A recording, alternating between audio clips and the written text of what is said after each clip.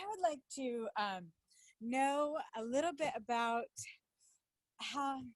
So I have an ex-husband that I share custody with my daughter, and we don't have to communicate so much, which is great.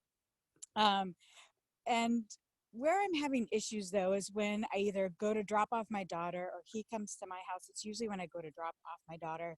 I just get really kind of uncomfortable. I feel like um, there's a part of me that kind of feels bad, and I don't like the way that I'm perceiving him. I'm perceiving him as struggling and not happy, and I am I'm very happy and extremely satisfied with my life. It just keeps getting better and better and better and better, and I see for him that it's not that way, and there's just it's a part of me that feels bad and kind of guilty, and um, I, what can you tell me about that and how I can Mm. change my energy and perception around that so that that's not there anymore? So you started by saying that your communication with your ex-husband is very minimal and that is okay with you, and this it might be the part where you get thrown off. Your desire is not for this communication to be anything less than what it's satisfying for you, so you know that your daughter is having a wonderful experience while you're not around.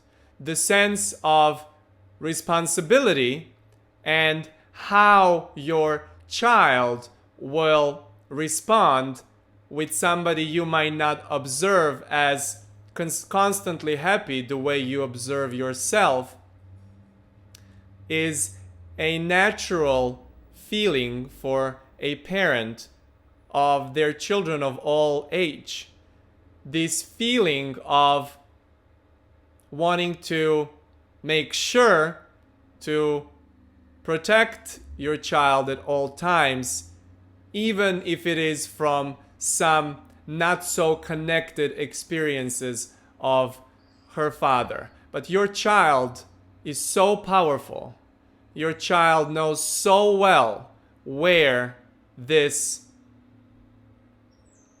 experience is taking her, and given the fact of shared custody, it always has a opportunity to compare where vibration of her is with you when she's back to you. So the sense of communication, of improved communication, is what you're looking for. Go ahead with the follow-up question.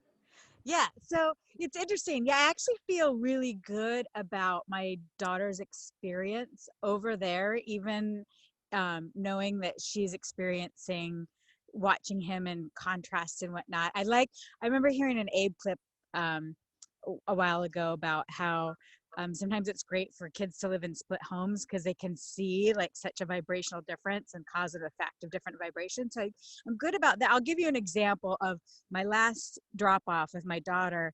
So Ian and I live a very fantastic life and very luxurious and ever expanding. And we recently got a new car, beautiful. And so I dropped Sammy off in that new car, and even going there, I just kind of had this bad feeling.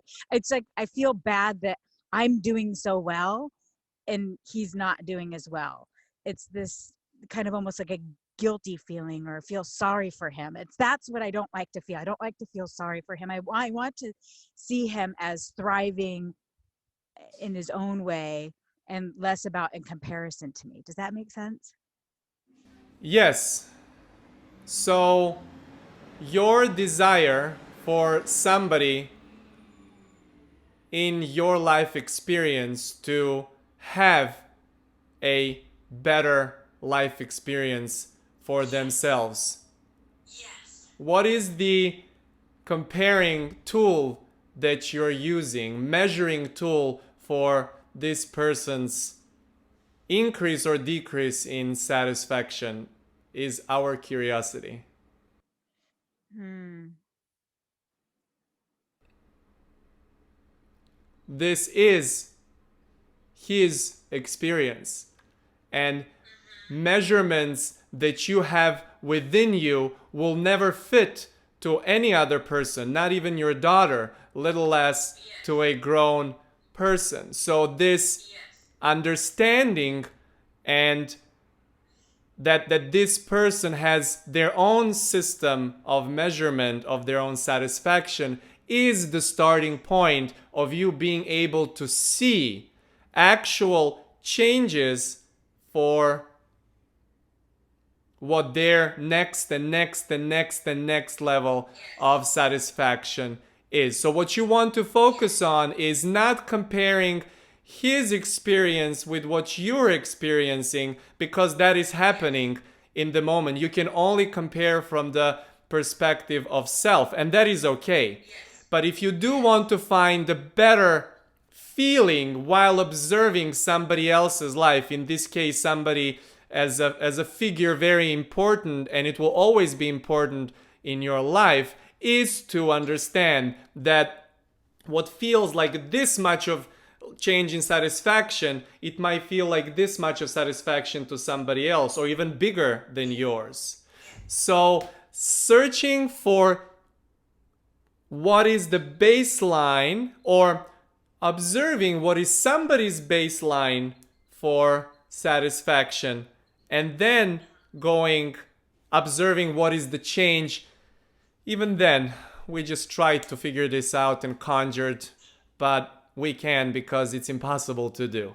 So, your awareness that he has his own system of context about happiness and satisfaction will guide you step by step how to attract more from him things that you want to experience. This is a powerful physical iteration for everybody, and it allows you to literally create anything you want. You're actually, all of that is already created. You're just now to relax and see it in its full vision that you are receiving when you're not in a position of observing what's happening. Thank you.